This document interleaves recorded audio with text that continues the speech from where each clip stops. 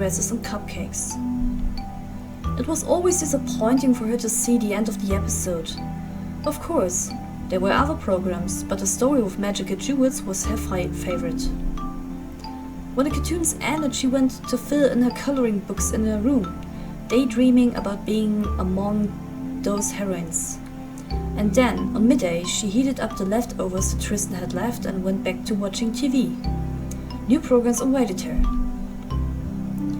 Again, she had her favorite, the one where a little girl owned a puppy that was different from the others. It was a red puppy who could sneak around. It was very adorable, with its big eyes and comical expressions that made her melt. How I would like to have a dog that cute. The meal passed quickly in the rhythm of opening songs that she knew by heart. This was usually the time Tristan chose to call to make sure everything was okay. She never missed this opportunity to tell the content of the episodes of the day, how the heroine had defeated the evil witch with her magical mirror, or how the little dog helped her mistress at school. Relieved, he would start eating his sandwiches without appetite, but sated by the little girl's word. She hung up, satisfied with her story, and usually turned off the television after the last cartoon to rest on her big bed, surrounded by her stuffed toys. Around this time, she usually read a fairy tale. She loved to tell herself the story of Cinderella again and again, while sucking her teddy bear's ear. It was her favorite. People in life itself were nasty to Cinderella. She had to work hard. It was exhausting. She had to earn her meal, and the nasty or ugly sisters believed themselves superior. Fortunately, the prince recognized the heroine's natural talent. She was pretty and she was special. He brought her with him to his castle to live a golden existence, where she wouldn't have to work her fingers to the bone, where money flowed freely, where Cinderella could have everything she wanted, including all the things that shone: accessories, dresses, cakes. All she had to do to fill time was to organize parties with her friends. The ugly sisters were not invited. They were too ugly, too rude, and they did not deserve such a paradise. Cinderella was happy. She knew love, true love, the only love, the love with gilding and glitter.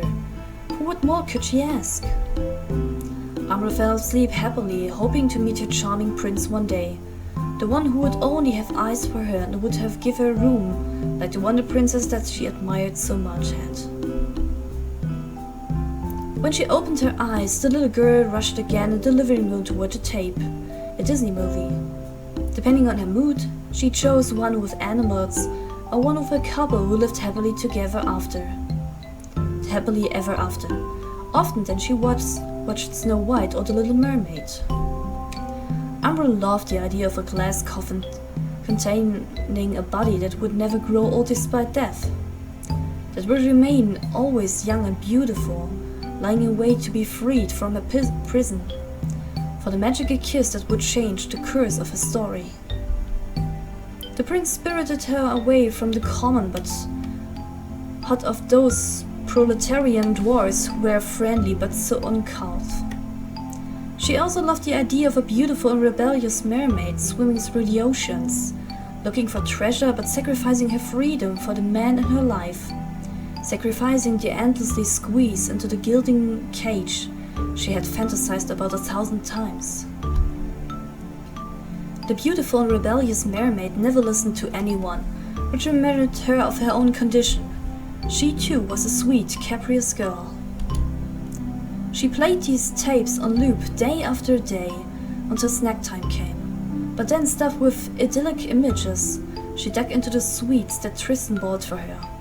Cupcakes, falafel, macarons, pastry spread and Nutella.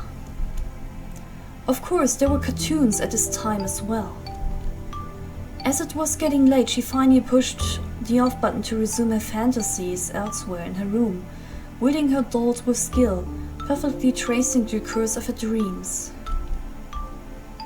But the high point of the day was probably when Tristan finally returned from work.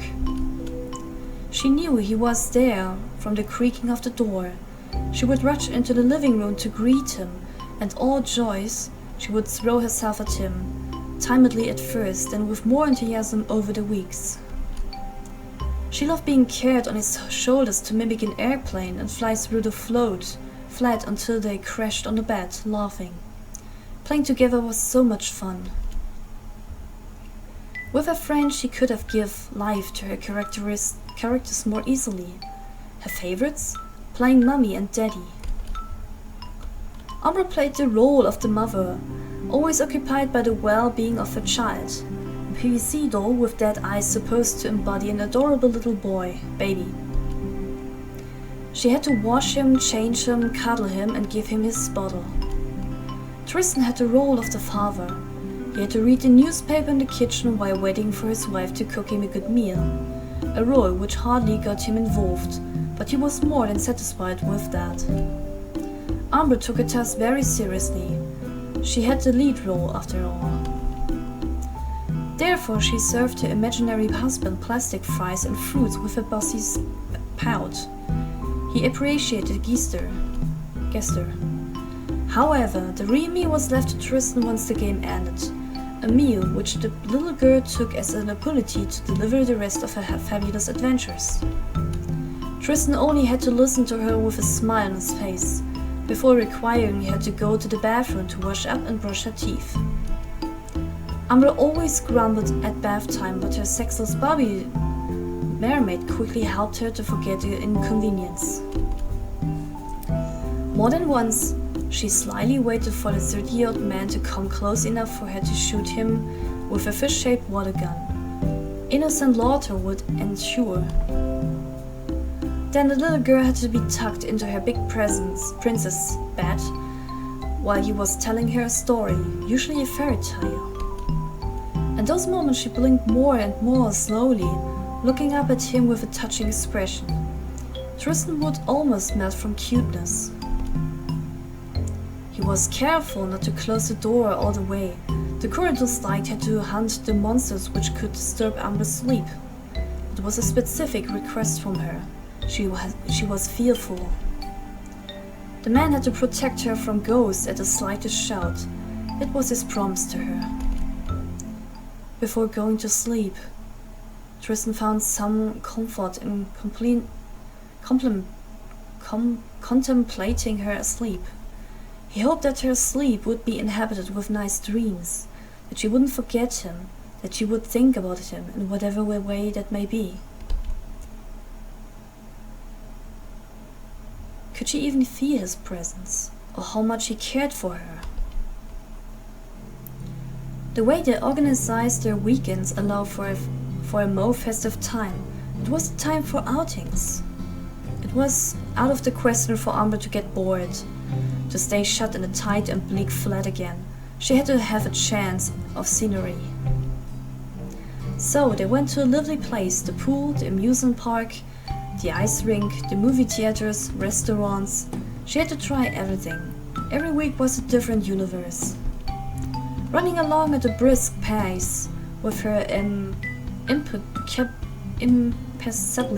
polished shoes, the little girl jumped from right to right while hanging on Tristan's arms. It warmed her heart to see her having innocent fun. His heart, I'm sorry. In front of a smile that big, he could only intimidate the girl's good mood despite himself. Every time when she would inevitably ask for a dessert, a pancake or an ice cream, he would watch her spreading whipped cream on her face out of the corner of his eyes. The temptation to lick the dab of ice creams from the tip of her nose or the corner of her lips was nearly too much.